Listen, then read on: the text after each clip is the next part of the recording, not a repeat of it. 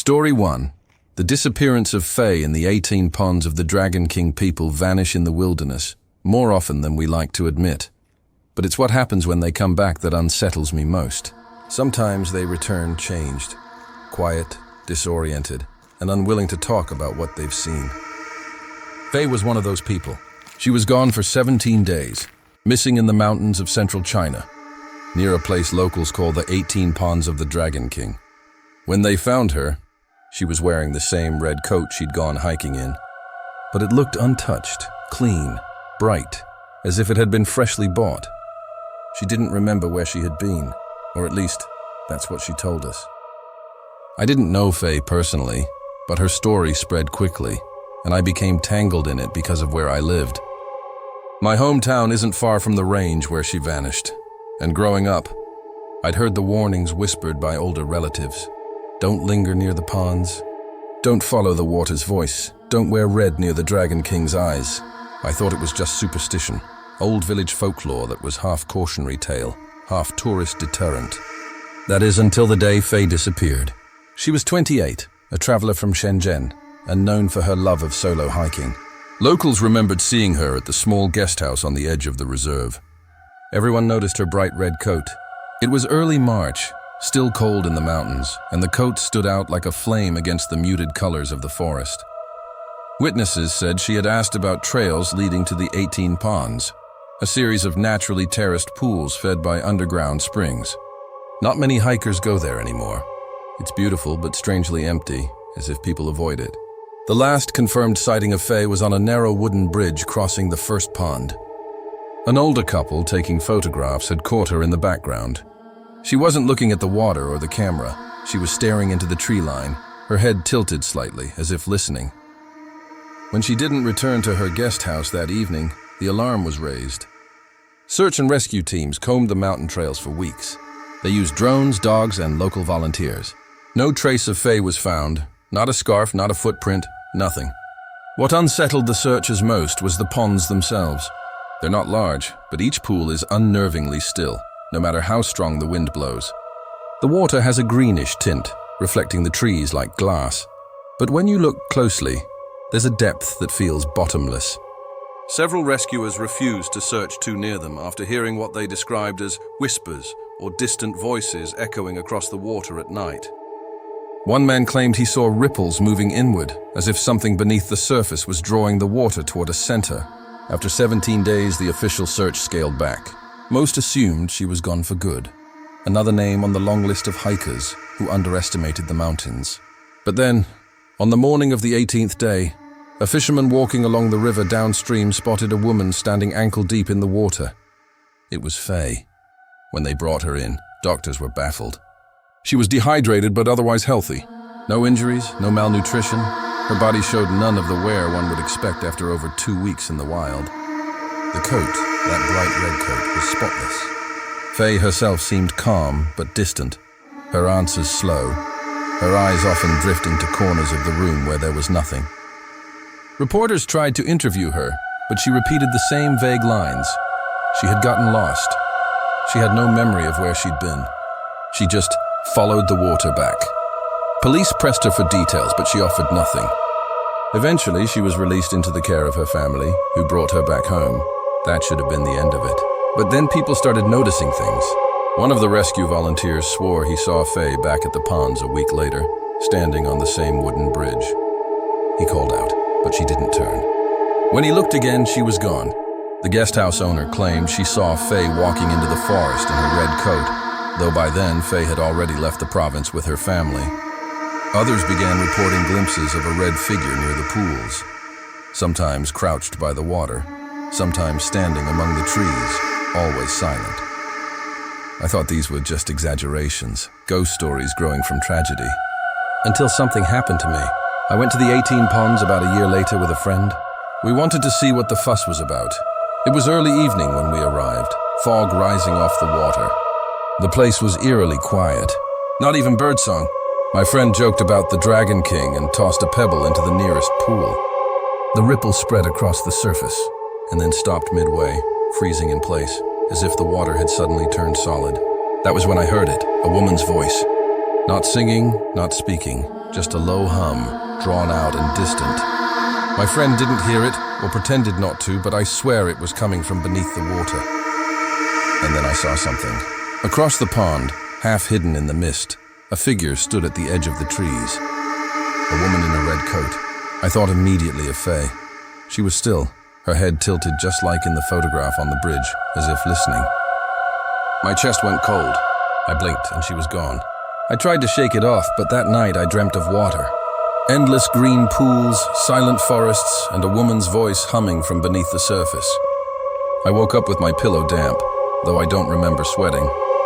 Out of curiosity, or maybe obsession, I began to read everything I could about disappearances near the ponds. I learned that Faye's wasn't the first. Over the last 30 years, at least 7 hikers have gone missing in that area. Some were never found, but a few reappeared days or weeks later, confused and unable to account for their time. The similarities were disturbing. None showed signs of starvation or exposure, and in every case, they were wearing clothes that looked untouched. Local folklore goes further back. Villagers say the Dragon King lives beneath the ponds, and that the pools are his eyes. Anyone who wears red, a color that draws his attention, is at risk of being invited below. 17 days, they say, is the Dragon King's cycle, the time it takes to decide whether to keep you or let you go. The last time I saw Faye was on a shaky video clip posted online. Someone had filmed the ponds at dusk, their phone catching the reflection of the trees. For a moment you can see her, standing on the water, not in it, but on it, as if the surface held her weight.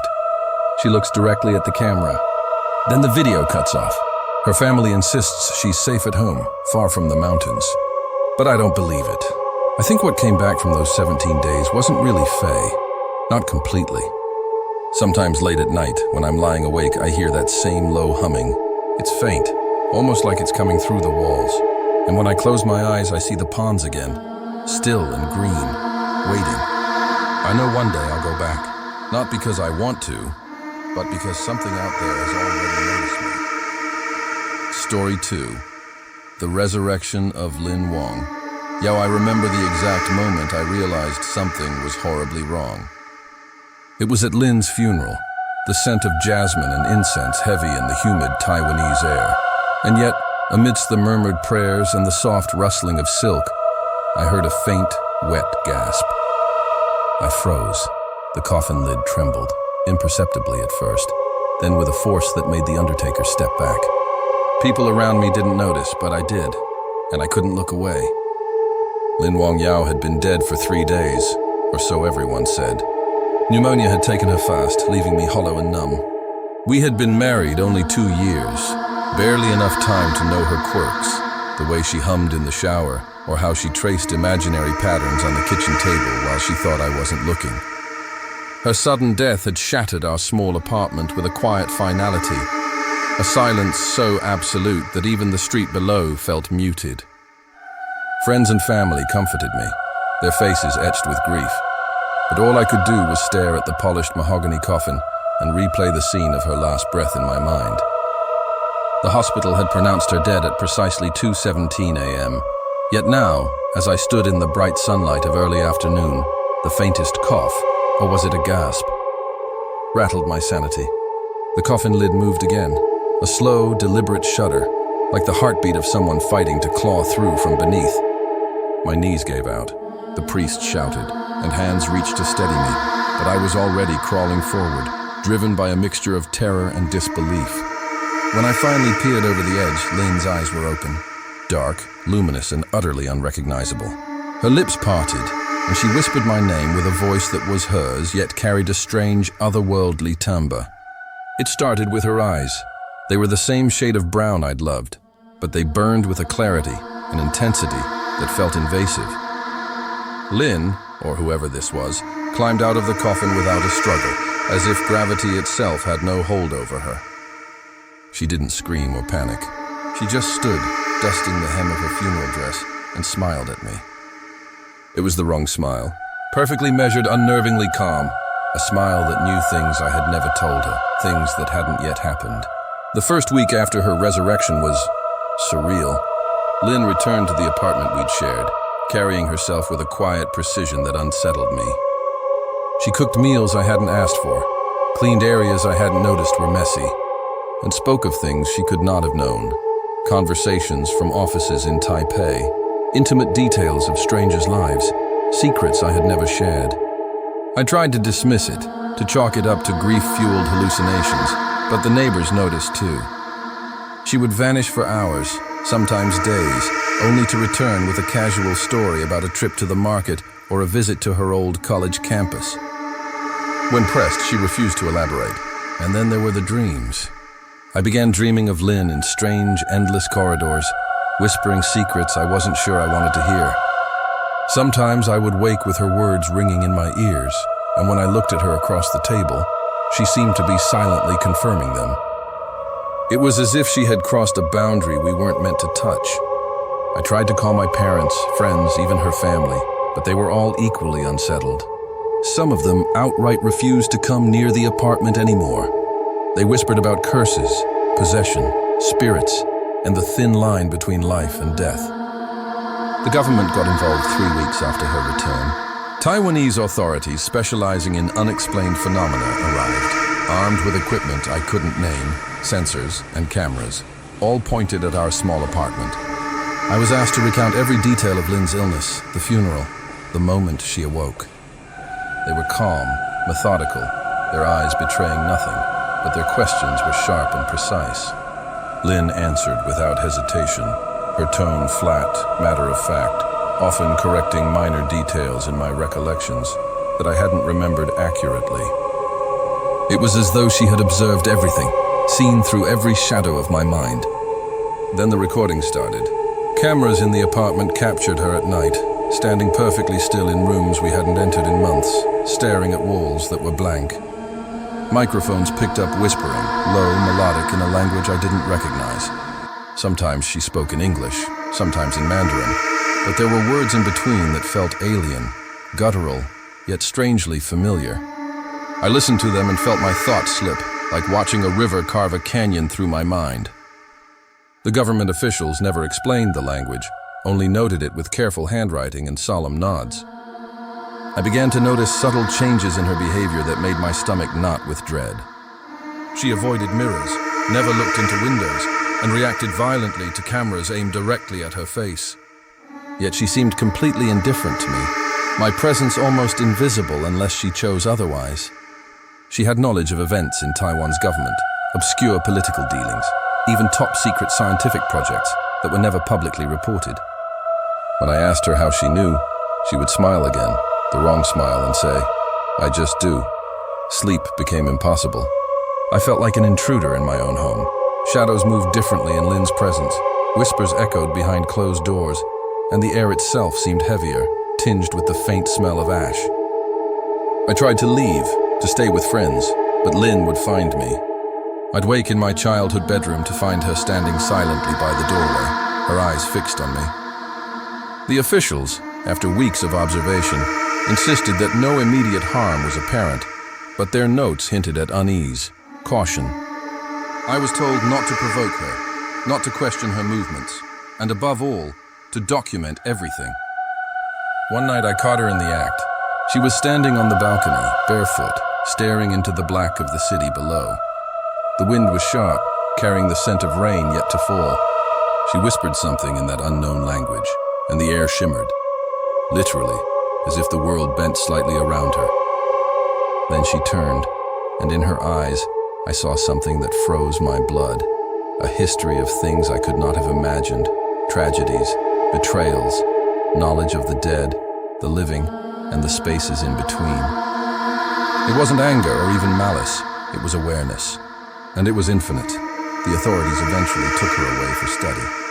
They didn't tell me where, only that it was secure and isolated. I was left alone in the apartment, surrounded by her possessions, each one imbued with a strange residual weight. Letters she had written me before her illness appeared suddenly on my desk, words I hadn't read in years, yet somehow altered.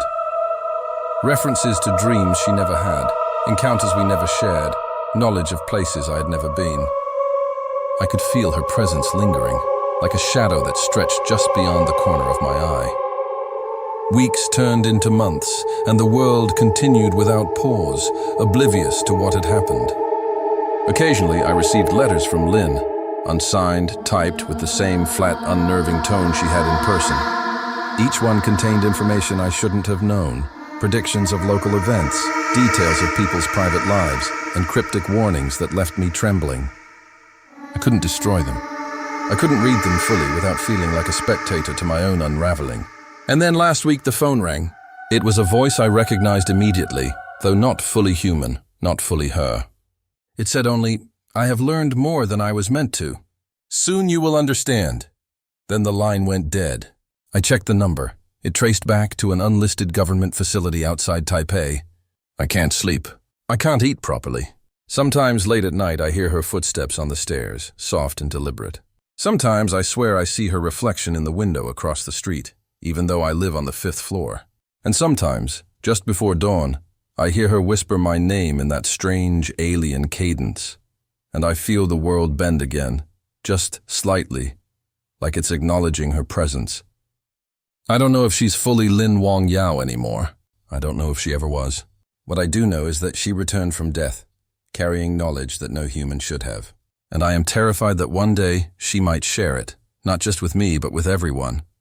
The sun rises over Taipei, bright and indifferent. I sit at my kitchen table, a cup of cold tea in my hand, staring at the chair across from me, half expecting it to move. Sometimes I think I hear her breathing behind me, or the faint rustle of her dress brushing against the floor. The authorities have assured me she is contained, but I can feel it in the hum of the city, in the press of the air, in the weight of the shadows. Lin Wang Yao is out there, alive or something like it, and she knows far too much, and I am utterly powerless.